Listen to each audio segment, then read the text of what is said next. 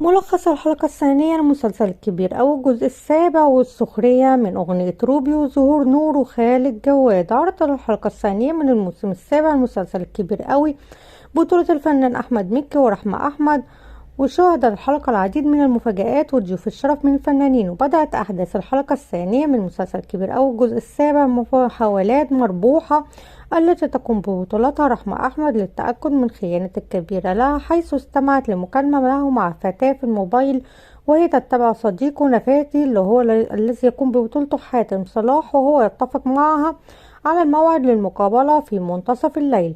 وتذهب مربوحة إلى جونيا تطلب منه المساعدة في محاولة فتح الموبايل الخاص للكبير حتى تتأكد من خيانته، حيث أن باسورد هاتفه ببصمة الإيد أو العين لتبلغ جوني أنه تقمص شخصية الكبير لفتح الموبايل.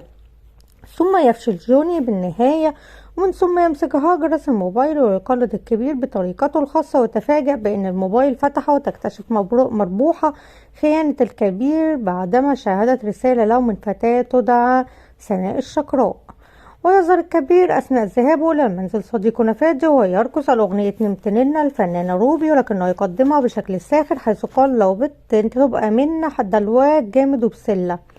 ويذهب الكبير إلى بيت صديقه نفادي لمقابلة سناء الشقراء، ومن ثم يفاجئ بأن سناء الشقراء هو رجل ويقدم الدور الفنان خالد جواد. ومن ثم تحضر مربوحة إلى المنزل نفادي وتتصور خيانتها الكبيرة لها.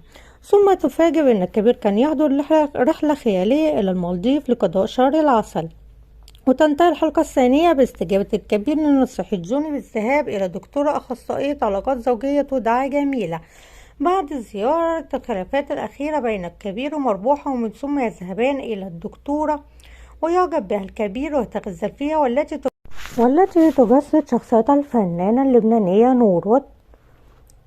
ويعرض مسلسل الكبير أو الجزء السابع عبر شاشة قناة أون، ويضم العمل عدد كبير من الفنانين إلى جانب الفنان أحمد مكي، وهم رحمة أحمد، هشام إسماعيل، بيومي فؤاد، محمد سلام، حاتم صلاح، ليلى عز العرب، مصطفى غريب، وهو من تأليف مصطفى صقر وإخراج المخرج الكبير أحمد الجندي.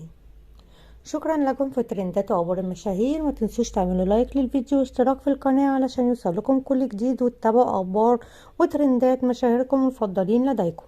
شكرا لكم.